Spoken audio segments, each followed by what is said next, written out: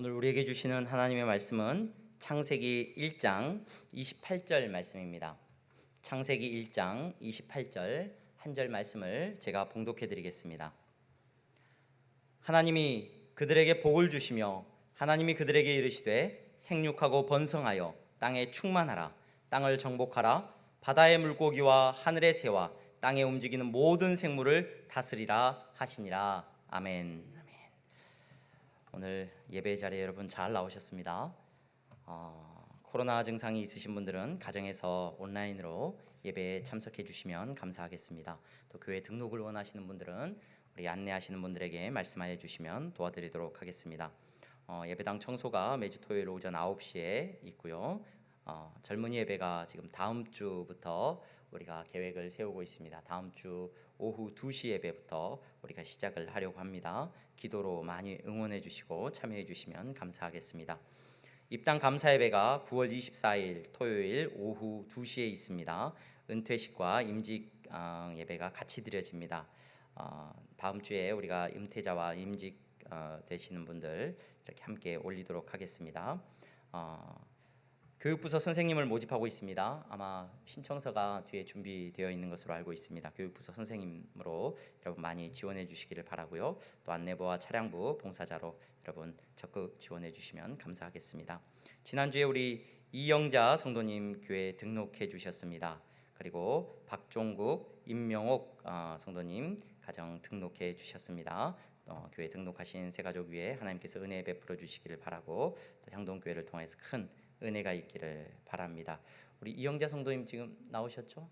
어디 뒤에 잠깐만 일어서 주시면 박수로 하나님 앞에 환영하고 축복하겠습니다. 감사합니다. 감사합니다. 향동교회 안에서 복되게 신앙생활 하시기를 바랍니다. 우리 박종국 임명옥 성도님은 2부 예배 때 참석하십니다. 함께 우리가 믿음 안에서 아름다운 교제가 있기를 바랍니다. 우리 옆에 분들 보면서 인사 한번 할까요? 잘 나오셨습니다. 잘 나오셨습니다. 잘 나오셨습니다. 오늘 저희가 올겐을 처음 이렇게 하나님께서 교회에 주셔서 연주를 했는데 좀 더운 것 같은데 에어컨을 뒤쪽에 좀 틀어주세요. 그리고 올겐을 하나님이 주셨는데 사실 반주자가 저희가 없어서 하나님 올겐을 하나님 주시긴 주셨는데 우리가 반주를 할 수 있을까요? 이제 생각을 하고 있는데 수요일 날 올겐이 들어왔거든요. 수요일 날 우리 교회 등록하시고 그동안 출석하시던 우리 김지연 집사님이 조용히 수요일 날 그날따라 교회에 나오셨어요. 그래 올겐을 보고 너무 좋아하시면서 우리 김지연 집사님 올겐을 한 10년 동안 다른 교회에서 반주를 하셨던 집사님인데 하나님께서 악기만 보내주신 것이 아니라 반주자까지 하나님께서 보내주셔서 또 이렇게 교회가 예배를 드리는데 하나님 앞에 은혜로 예배 드릴 수 있도록 하나님께서 축복해 주셨습니다.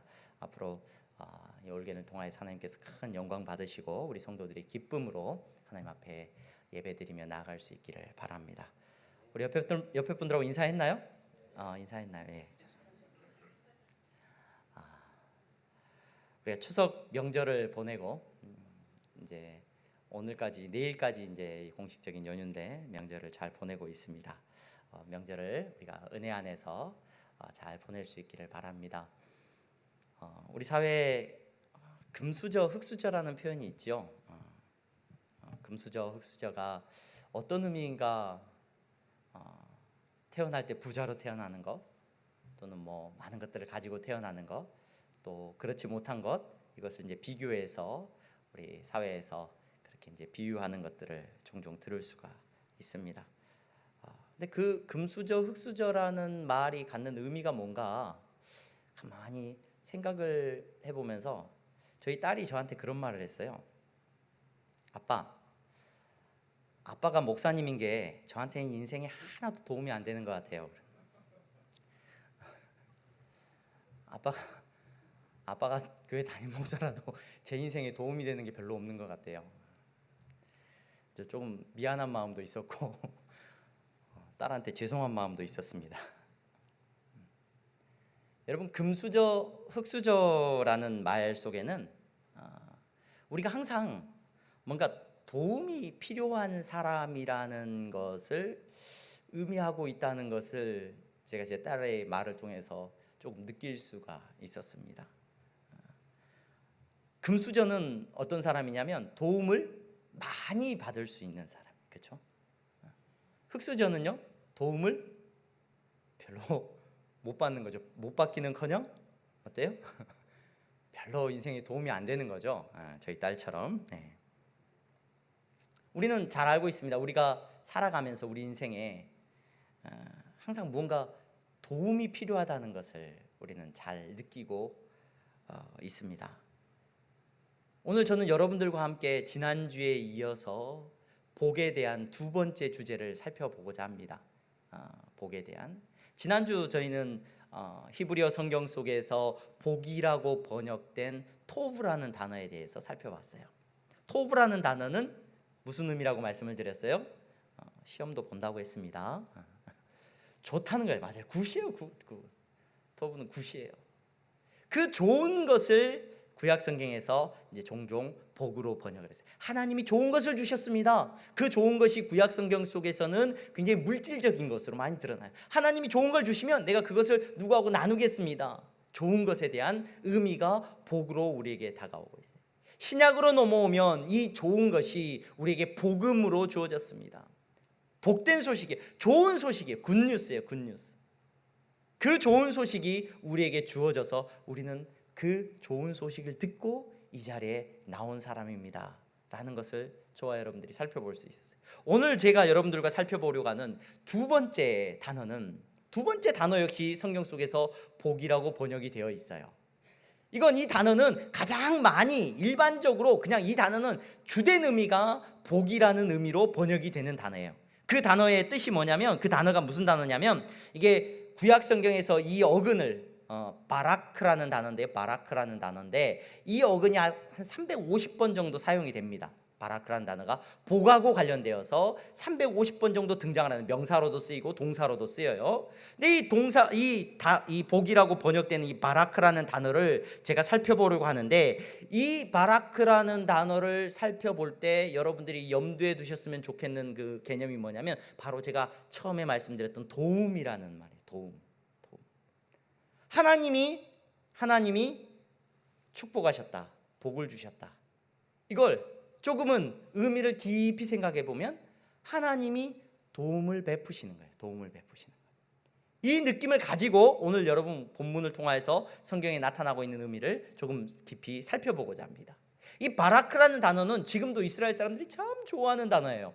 현대 히브리어를 배우게 되면 이렇게 제가 지난주에 토브라는 단어도 자주 나온다고 말씀을 드렸는데, 이 단어도 굉장히 자주 이스라엘 사람들이 지금도 쓰고 있는 단어입니다. 그래서 현대 히브리어를 공부하면은 막 외국 사람들에 대해서 막 공부하고 회화를 배울 때 거의 앞부분에 나오는 단어예요. 뭐냐면 환영합니다. 웰컴을 뭐라고 하냐면은 이 사람들이 바루카바 그래. 바라크라는 말을 써요. 여기서도 웰컴이라는 말을 쓸 때도.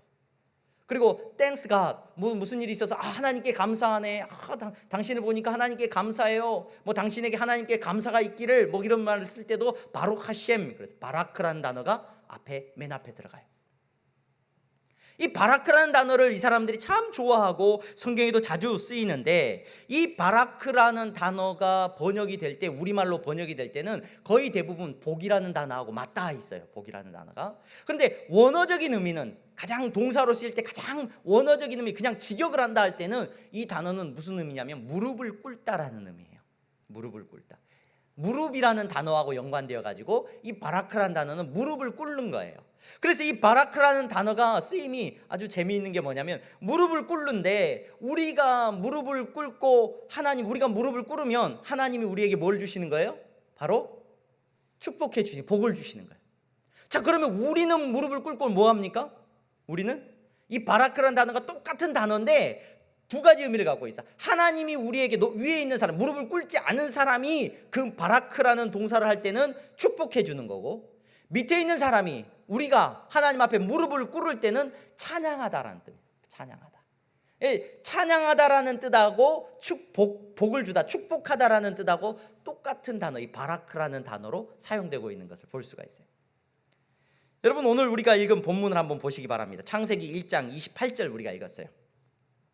하나님이 그들에게 복을 주시며, 이렇게 말해요. 그렇죠? 하나님이 그들에게 복을 주시며. 사실 28절 말고 어디부터 읽어야 되냐면 여러분 22절 한번 보실래요? 22절 1장 22절 한번 다 같이 보세요. 같이 읽어보겠습니다. 시작. 하나님이 그들에게 복을 주시며 이르시되 생육하고 번성하여 여러 바닷물에 충만하라. 새들도 땅에 번성하라 하시니라. 아멘. 사실은 이 복, 하나님이 축복하시고 그들에게 복을 주시며 라는 표현을 제가 왜 28절을 끄집어 왔냐면 22절은 누구에게 복을 주시는 거냐면 누구에게 복을 주시는 거예요? 바다의 물고기와 들에 노는 짐승들과 하늘을 나는 새들과 모든 동물들에게 하나님이 복 주시는 거예요. 28절은 이제 사람에게 복을 주시는 내용이죠. 그러니까 여러분 가끔 착각하십니다. 사람에게만 하나님이 복을 주셨다고. 여러분 하나님께서 사람에게만 복을 주신 게 아니에요. 여기서도 굉장히 복에 대한 중요한 의미가 나옵니다. 사람만 복 주셨어. 하나님이 사람만 특별하게 복을 주셨어. 여러분 성경에는 절대로 그렇게 안 나와 있어요. 22절이 먼저 나와요. 먼저 누구를 축복했냐면 하나님이 지으신 모든 피조물을 복 주셨어요. 복을 주셨어요. 그리고 28절에 하나님께서 사람들에게 복을 주십니다. 그럼 이 복은 어떤 복이냐? 바라크라는 단어가 쓰였다고 했는데 이 복이 뭐예요? 하나님께서 어떻게 하겠다는 거예요. 하나님께서 왜 복을 주셨냐면 이 복은 특별히 관계를 저와 여러분들이 주목해서 봐야 되는데 하나님께서 지으신 거예요. 그렇죠? 하나님이 만드신 거예요. 누구와의 관계? 하나님과의 관계 속에서 이거 하나님이 만드시고 하나님께서 다 창조하신 것들이에요. 그리고 그 모든 것들에게 복을 주신다라고 말씀하셨어요. 이 복은 여러분 잘 생각해 보세요. 하나님이 만드신 것이기 때문에 그 하나님이 만드신 것을 하나님은 도우시겠다는 약속을 지금 해주고 있는 거예요. 여러분 이 복을 주시겠다는 이 의미에 제가 도움이라는 의미를 여러분 생각하면 조금 이해가 좋습니다라고 말씀을 드린 이유가 바로 여기 있어요. 하나님이 우리에게 복을 주십니다. 아니 모든 자연 만물에 복을 주셨다라고 말씀하셨습니다. 여러분 이 땅에 태어난 모든 연약한 것부터서 모든 강한 것처럼 보이는 것, 들의 백합화, 공중에 나는 새들도 다 하나님께서 도우시는 줄로 믿으시기를 바랍니다. 여러분 저와 여러분들도 그러한 도우심 아래서 창조하심 가운데 우리가 이 땅 가운데 살아가고 있어요. 하나님이 비를 내려주십니다. 이른 비와 늦은 비를. 물론 이른 비와 늦은 비란 표현이 아니라 여러분 우리에게는 지금 각 지역마다 하나님께서 다 살아가는 삶의 모습들을 다양하게 베풀어 주셨죠. 이 땅에 살아가는 모든 사람들에게 하나님께서는 도우심을 베푸는 줄로 믿으시기를 바랍니다. 여러분 이 바라크라는 축복은 이러한 개념으로 저와 여러분들이 이해를 하면 좋아요. 하나님이 복을 주셔요. 하나님이 도움을 주셔요. 그런데 여러분 하나님의 도우심을 받는 저와 여러분들이 하나님과의 관계가 끊어지고 나니까 이 도우심을 입을 수 있습니까? 없습니까? 하나님과의 관계가 깨지고 나니까 하나님의 도우심을 입을 수가 없어요. 그래서 수고해야 돼요. 아담과 하와 이후에 여러분 에덴 동산에서 쫓겨난 모든 인류는 이 땅의 모든 것들은 태어나서 그럼에도 불구하고 하나님께서 도우시지만 이 땅의 모든 것들은 죽음을 향해서 달려가는 인생들은 여러분 하나님의 도우심, 온전한 도우심을 누리지 못하고 땀 흘리고 수고하고 애쓰면서 살아가야 됩니다. 물론 그 가운데도 하나님의 도우심이 있죠. 하지만 여러분 그 도우심을 잃어버리고 살아가게 된 것이 저와 여러분들 모든 피조물의 운명이었습니다. 하나님께서 다시 도우심을 베풀기로 작정을 하십니다. 하나님께서 택하셔요. 누구를 택하십니까?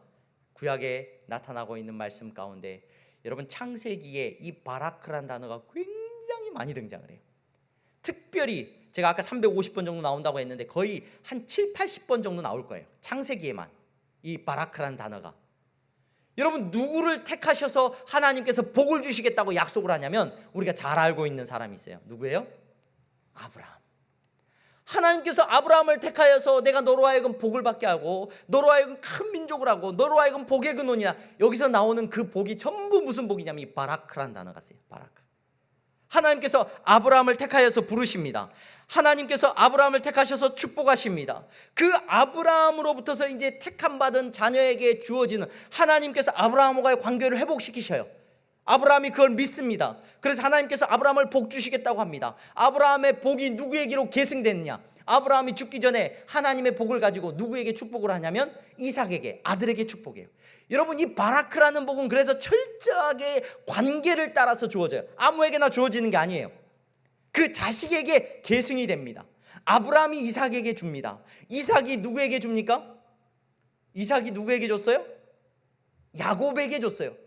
이삭에겐 두 아들이 있었습니다. 에서와 야곱이 있었습니다. 근데 에서가 그 복을, 그 바라크의 축복을 물려받아야 되는데 야곱이 그렇게 속이고 간절히 원해가지고 물려받아요. 여러분, 이 복 받는 걸 자세히 보셔야 돼요. 그 복을 물려받는데 여러분, 나중에 야곱의 인생이 복되냐? 그렇게 복되지 않아요, 여러분. 그럼에도 불구하고 그 복이 야곱에게 이어졌다라고 성경은 분명히 말합니다. 야곱이 또 누구에게 축복을 하느냐? 우리 잘 아는 요셉의 축복, 찬양도 하고 막 야곱의 12아들들에게 그 야곱이 축복하는 내용들이에요. 그 복이 다 바라크라는 축복인데 이 복이 그냥 다른 사람들에게 전해지는 게 아니라 그 아들들에게 전부 주어집니다. 그래서 누가 복을 받은 사람이 되냐면 이스라엘이 바로 복 받은 사람이에요. 이스라엘이 바로 하나님의 축복을 계승한 사람들이 되는 거예요. 하나님께서 그 백성에게 주신 복을, 바라크라는 축복을, 도움을, 여기서 여러분 제가 도움이란 단어를 처음에 말씀드렸던 걸 계속 생각해 보세요. 하나님의 도우심을 누가 입게 되느냐? 하나님의 도우심을, 이스라엘이 하나님의 도우심을 입게 되는 거예요. 하나님의 도우심을 입게 되는 거예요. 그들이 출애굽하게 됩니다. 여러분 계속 말씀을 보세요. 하나님이 그들 옆에서 계속해서 도우셔요. 그들과 함께 계셔요. 그들과 관계 속에서 하나님은 몇 번이고 깨어진 관계를 회복시키시고 그들을 도우십니다. 광야에서 그들을 도우십니다. 그들로 하여금 하나님의 길을 가도록 율법을 주십니다. 하나님의 도우심을 계속해서 그들에게 베푸시는 것을 저와 여러분들이 볼 수가 있습니다. 여러분, 이 도우심이 이스라엘의 복이었어요. 이스라엘의 복이. 그런데 이스라엘 백성들은 그 도우심을, 하나님의 도우심을, 그 축복을, 그 바라크의 축복을 그들은 어때요? 귀하게 여기지를 못합니다. 그래서 하나님의 도우심을 주목하고 하나님의 도우심 앞에 그들이 간절히 나아가는 것이 아니라 그들은 이방신 앞에서 무릎을 꿇어요. 그건 그냥 단순한 의미가 아니에요, 여러분. 이방신을 섬겼다, 하나님도 섬기고 이방신도 섬겼다, 이게 무슨 말이 되냐면 하나님의 도우심을, 하나님의 축복을 그들이 계승하는 사람들로, 하나님의 복을 누리는 사람들로 살아가는 것이 아니라 그들은 누구의 복을 구하는 사람들이 된 거예요. 이제 이방의 신의 복을 구하는. 그래서 여러분, 복이 똑같은 복이 아니라 도움이라고 이해를 하면 좋다라고 말씀을 드렸습니다. 하나님의 도우심이 아니라 이방의 신의 도움을 요구합니다. 야, 농사 짓는 데는 하나님이 필요 없더란 말이죠. 농사 짓는 데는 하나님이 필요가 없고 바알이 필요하더란 말이지. 저 비를 내리게 하는 사람은 다른 신이더란 말이지. 그래서 그 신의 도움이 필요하더란 말이지. 그래서 사람들이 하나님의 도우심을 집중하고 하나님의 도우심 앞에 무릎을 꿇고 나아가는 것이 아니라 이방 신의 도움을 그들이 구하면서 살아가는 안타까운 모습을 그들이 보이게 됩니다. 여러분, 하나님의 도우심을 그들이 잃어버리죠. 하나님의 도우심을 잃어버립니다. 하나님의 도우심을 그냥 던져버립니다. 선지자들이 계속해서 그들에게 하나님의 도우심 앞으로 나오라고, 하나님이 도우시지 않으면 안 된다라고 끊임없이 말함에도 그들은 하나님의 도우심과는 상관없는 삶을 살아가려고 합니다. 여러분, 하나님께서 그 도우심을 외면한 그 백성을 그대로 버려두지 않으십니다. 하나님께서는 어떻게 하십니까? 이 바라크의 축복이 이제 이어집니다. 제가 여러분 구약에 나오는 이 복이라는 단어를 신약으로 끌고 넘어올 때, 신약으로 넘어올 때 이 단어가 어떤 의미로 이어지는지 여러분 주목하셔야 돼요. 제가 토브라는 좋음이라는 단어를 그냥 굿이라는 의미로 신약으로 끌고 왔어요. 그래서 복음, 굿뉴스라는 표현을 여러분들에게 말씀을 드렸어요. 자, 여러분, 구약에 나와 있는 이 바라크라는 축복이 물론 나중에 율로기아로 번역이 되기도 합니다. 70인경에 보면은 율로기아라는 말이 좋게 말하는 걸 말해요. 물론 그런 의미도 번역이 되지만 의미상으로 보면 여러분, 하나님의 도우심을 잃어버린 그 이스라엘을 하나님께서는 다시 회복시키시고 그들에게 그 축복을 다시금 베풀어 주기를 원하시는데, 그 놀라운 사명을, 하나님의 도우심을 가지고 우리 가운데 오신 분이 계십니다. 그분이 누구예요? 바로 예수 그리스도인 줄로 믿으시기를 바랍니다. 여러분, 예수님은 우리 가운데 도우심을 베푸십니다. 그리고 그분은 지금 우리와 함께 계시지 않지만 그분이 떠나시면서 약속을 하셨어요. 뭐라고 말씀하시냐? 보혜사를 너희에게 보낸다. 성령님을 우리에게 보내신다고 하셨어요. 그 성령님이 하시는 역할이 뭐냐? 우리를 도우시는 분인 줄로 믿으시기를 바랍니다. 여러분, 그 축복이 저와 여러분들에게 임한 줄로 믿으시기를 바랍니다. 구약의 그 바라크의 축복이 이스라엘 백성들이 바라고 원하고 반드시 붙잡아야 됐던 그 축복이, 그 도우심이 저와 여러분들에게 베풀어준 놀라운 축복으로 다가온 줄로 믿습니다. 그 단어를 저와 여러분들은 뭐라고 고백을 하느냐? 은혜라고 말합니다. 은혜. 여러분, 신약에 여러분, 제가 이제 이 표현을 쓰는 걸 주의하셔야 됩니다. 그래야 다음 주에 설교를 할 때, 여러분 다음 주에 세 번째 복에 대한 주제를 여러분들에게 설명을 할 때 이것과 헷갈리지가 않아요. 오늘 제가 구약에 나타나는 이 바라크라는 축복이 신약으로 넘어오면, 예수 그리스도로 넘어오게 되면 저와 여러분들에게 어떻게 주어졌다고요? 은혜로 주어졌습니다. 은혜. 이 자리에 나오신 여러분, 저와 여러분들은 다 구약에서 말하는 이 바라크의 축복이 복이 임한 사람인 줄로 믿습니다. 여러분, 왜요? 저와 여러분들은 아침에 와서 예배드리면서 찬양했어요. 어떤 찬양했습니까? 특별히 우리가 예배전이 아니라 우리가 예배를 시작하면서 찬양을 불렀어요. 은혜라는 찬양을 불렀어요. 이 자리에 나와서 하나님 앞에 예배드리는데 은혜였구나, 은혜였구나. 여러분, 은혜라는 말 참 좋아하잖아요. 교회 나오면서 은혜라는 말 안 쓰는 사람 어디 있어요? 이름이 은혜인 분들도 아마 계실 거예요. 은혜가 얼마나 좋은지. 여러분, 이 은혜라는 그 고백 속에 여러분 뭐가 있느냐? 하나님의 도우심을 내가 날마다 입고 살아간다는 놀라운 고백이 있는 줄로 믿으시기를 바랍니다. 이 자리에 앉으신 여러분, 하나님의 도우심을 받지 않는 분 계십니까? 하나님의 도우심이 나는 상관없다라고 하시는 분 계십니까? 나는 하나님의 도우심이 없이 살고 있다라고 말하고 계시는 분이 계십니까? 여러분, 그렇다면 이 자리에 앉아 계시는 여러분, 또 온라인으로 예배 드리시는 여러분, 저와 여러분들은 다 하나님께서 복 주신 하나님 나라의 백성인 줄로 믿으시기를 바랍니다. 하나님께서 그 백성에게 복을 베풀어 주셨습니다. 축복하셨습니다. 저와 여러분들에게 오늘 예수 그리스도를 만난 저와 여러분들은 하나님 나라의 자녀가 되었는데, 자녀된 우리에게 하나님께서 은혜를 베풀어 주시는 줄로 믿으시기를 바랍니다. 그 은혜가 뭐예요, 여러분? 그 은혜가 저와 여러분들에게 하나님의 도우심입니다. 우리는 그래서 날마다 고백하면서 사는 사람이에요. 하나님이 나를 도우십니다. 하나님이 나를 도우십니다. 여러분, 예수 그리스도를 만난 인생, 저와 여러분들은 삶의 마지막 순간에도 하나님이 도우시는 줄로 믿으시기를 바랍니다. 여러분, 아무도 도와줄 수 없는 그때도 하나님은 우리를 도와주십니다. 그뿐 아니라 이 세상을 살아가는 매 순간순간 예수 그리스도 안에서 하나님은 우리를 도우시는 분인 줄로 믿으시기를 바랍니다. 목사님, 저는 별로 은혜를 못 받은 것 같은데요. 다른 사람들 보니까 저는 명절을 보내면서도 참 우울했습니다. 외로웠습니다. 내 인생은 별로 복받지 못한, 하나님이 도와주지 않는 것 같은 인생인 것 같습니다. 혹시 이렇게 말할 분이 계실지 모르겠습니다. 여러분, 학교에 가서 학생들이 공부를 하는데요, 우리는 그게 참 중요해요. 학교에서 학생이 공부를 하는 게 중요한 게 아니라 학교에서 학생이 시험을 봐서 다른 친구와 비교해서 몇 등이 되는지가 참 중요해요. 그렇죠? 여러분, 성적을 50점만 맞아도 괜찮아요. 몇 등만 하면, 1등만 하면, 그렇죠? 1등만 하면 괜찮아요. 40점을 맞아도 괜찮아요. 1등만 할 수 있다면. 왜냐하면 사회가 그렇게 구조를 만들어 놨거든요. 구조를. 서울대는 누가 가냐? 서울대는 막 좋은 대학교 누가 가냐? 1등만 하면 갈 수 있잖아요. 1등만. 성적 다 못하면 괜찮아. 다 못하면 괜찮은데 무조건 뭐만 하면 돼요? 다른 사람보다 잘해야 돼. 비교해서 1등 하면 괜찮은 것 같아요. 다 못 살면 괜찮아. 다 못 사니까.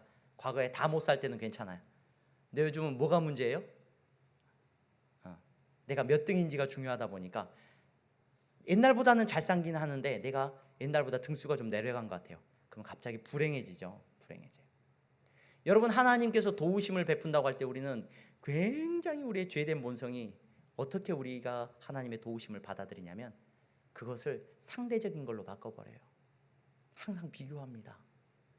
하나님이 나를 도와주시는데 항상 하나님을 바라보고 하나님이 나를 도와주시는 것에 감사하는 것이 아니라 하나님이 나를 도와주시고 나를 축복하시고 내게 은혜를 베푸셨습니다 라는 고백을 하기 전에 항상 내 옆에 사람을 살짝 한번 봐요.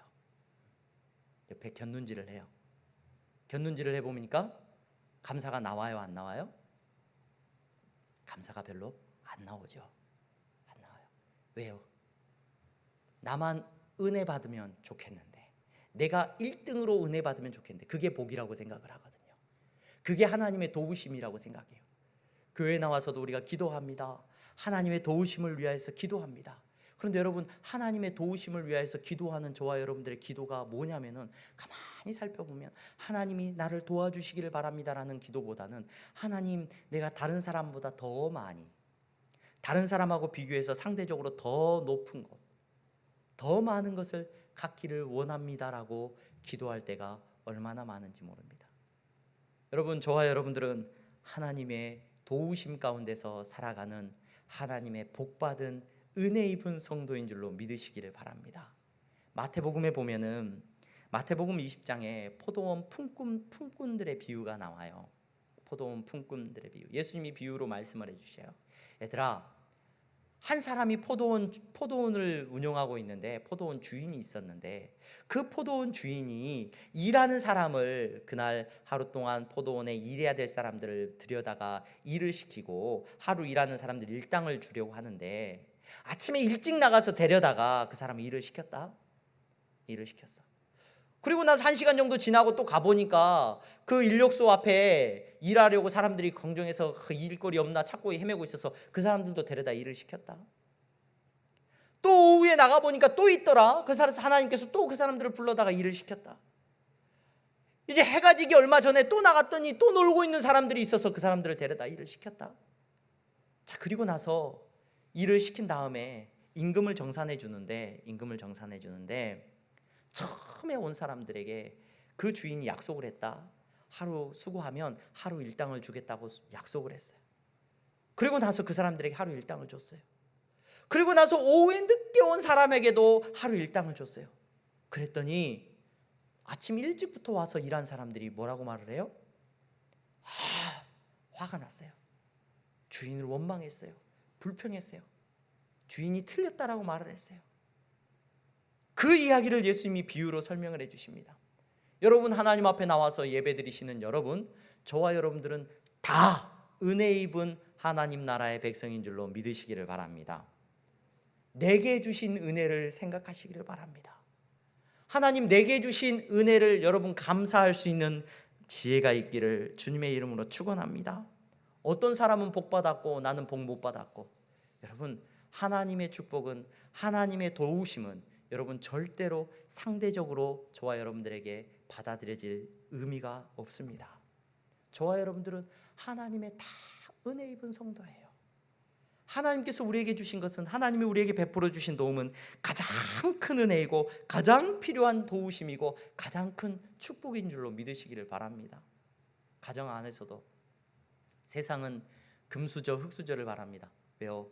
나를 도와줄 부모가 많이 도와줄 수 있으면 부모를 잘 만난 거예요. 나를 도와줄 수 있는 부모가 얼마 못 도와주면 참 없어요. 그래서 참 나는 흙수저예요. 여러분, 그렇게 말하십니까? 여러분, 하나님께서 여러분들의 인생에 가장 좋은 것을 베풀어 주시는 줄로 믿으시기를 바랍니다. 여러분, 그 은혜를 누리면서 살아가는 사람들이 저와 여러분들이에요. 여러분, 그래서 예수 믿는 사람들은, 예수님을 만난 사람들은 그 입술에서 감사가 끊이지 않는 줄로 믿으시기를 바랍니다. 내게 가정을 주셨습니다. 명절을 보내면서 여러분 어떤 속상한 일이 있으셨습니까? 내게 베풀어 주신 그 가정이 가장 복된 가정인 줄로 믿으시기를 바랍니다.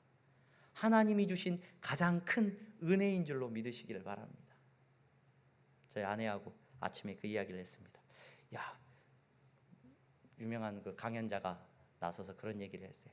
노벨상을 받은 부모님들을 조사해 봤더니 공통점이 있더라. 엄마들에게는 공통점이 하나도 없더라. 노벨상을 받은 엄마들에게는 공통점, 그러니까 엄마들은 큰 영향을 못 끼친다는 거예요. 아빠에게 아주 중요한 공통점이 있더라. 어떤 아빠가 되어야 자녀들이 노벨상을 받느냐? 그 강연자가 그런 이야기를 해요. 아빠들에게 어떤 공통점이 있었냐? 약 50%의 사람들이 대부분 다 이런 공통점을 갖고 있더라. 뭐냐? 아빠들이 일찍 죽었더라. 50%는 노벨상 받은 사람의 자녀들의 아빠들은 50%는 다 일찍 죽었대요. 여러분, 우리는 하나님의 도우심을 입고 사는 사람들이지 부모의 도우심을 입고 사는 사람들이 되어서는 안 될 줄로 믿습니다. 여러분, 예수 믿는 사람이라면 여러분 부모와 상관없는 인생을 사시기 바랍니다. 내 삶의 어떤 형편 속에서도 여러분 감사하면서 내게 주어진 삶을 하나님 앞에서 은혜로 살아가시는, 누구의 도우심을 힘입고? 하나님의 도우심을 힘입고 살아가는 저와 여러분들이 될 수 있기를 주님의 이름으로 축원합니다. 여러분, 예배 전에 우리가 부르는 이 찬양이 정말 우리의 진실된 찬양이 되기를 바랍니다. 여러분, 하나님이 우리에게 바라크의 축복을 주셨어요. 여러분, 그걸 깨닫는 사람이 있고 깨닫지 못하는 사람이 있습니다. 비를 맞으면서도 하나님이 나에게 복 주시는 것을 감사하면서 살아가는 사람이 있습니다. 하나님께서 허락하신 한 그릇의 밥그릇을 놓고도 여러분 하나님 앞에 감사하는 축복받은 사람인 것을 고백하는 사람이 있습니다. 하지만 그걸 깨닫지 못하는 사람은 부모가 나에게 준 것이 없고 내 주변의 사람이 나를 도와주지 않아서, 많은 사람들이 나에게 도움을 주지 않아서 원망하고 불평하는 사람들이 있습니다. 여러분, 어떤 사람입니까? 우리 향동교회 나오시는 분들, 제가 복받은 사람입니다. 여러분 다 복받은 사람인 줄로 믿으시기를 바랍니다. 한 사람도 복 안 받은 사람이 없는데 왜 자꾸 여러분 하나님 앞에서 그렇게 슬퍼하고 낙담하십니까? 여러분, 가슴에 손을 한번 얹어볼까요? 나는 복 받은 사람입니다. 나는 복 받은 사람. 나는 하나님께서 도와주시는 사람입니다. 나는 그 도우심 안에서 살아가는 사람입니다. 이 고백이 여러분들의 심령 가운데 넘쳐나기를 주님의 이름으로 축원합니다. 기도하겠습니다. 하나님, 감사합니다. 모든 것이 은혜입니다. 예수님 만나고 우리에게 하나님의 자녀가 되는 은혜를 주시고 하나님은 우리에게 한없는 복을 주신 줄로 믿습니다. 그래서 궁궐이나 초막이나 내 주 예수 모신 곳이 그 어디나 하늘나라입니다. 아버지 하나님, 사랑하는 성도들이 추석을 보내면서 이 감사를 잊지 말게 하시고 이 복을 잊지 않게 하여 주시옵소서. 예수 그리스도의 이름으로 기도하옵나이다. 아멘.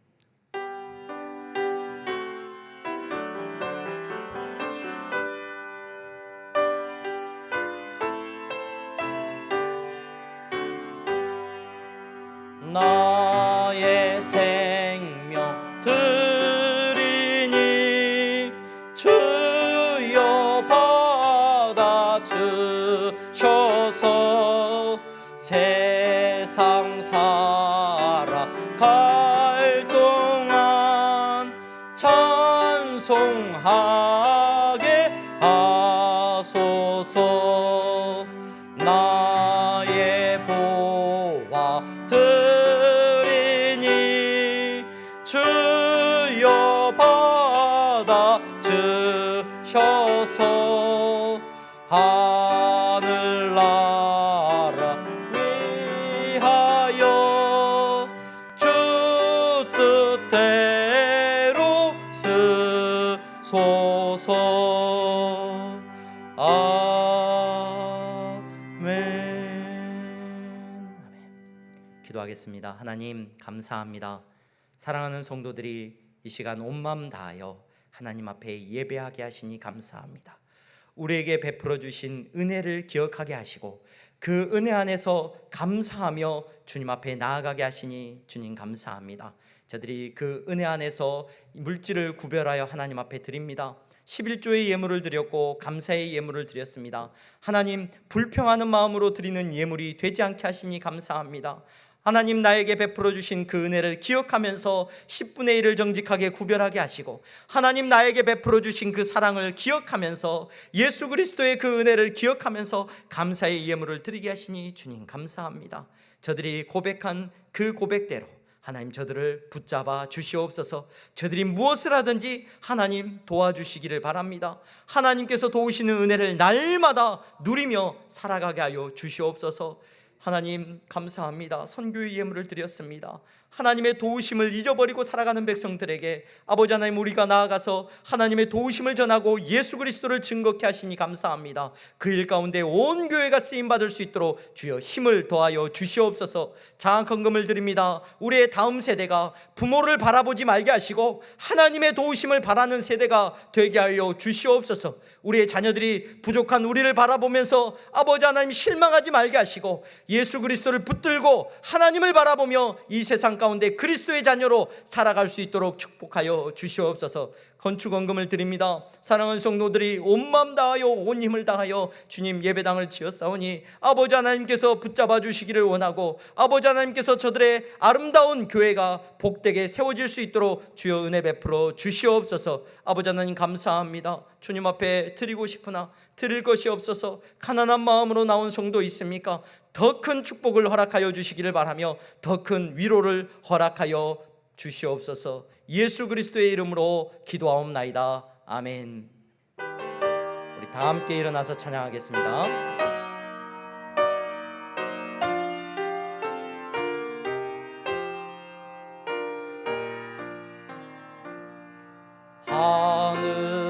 하늘에 계신 아버지 이름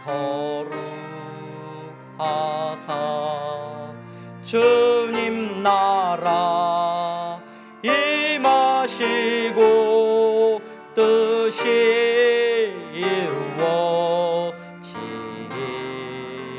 이루어지이다. 일용할 양식 주시고 우리들의 큰 죄 다 용서하옵시고 또 시험에 들게 마시고 악에서 구원하소서. 대개 주의 나라 주의 권세 주의 영광 영원히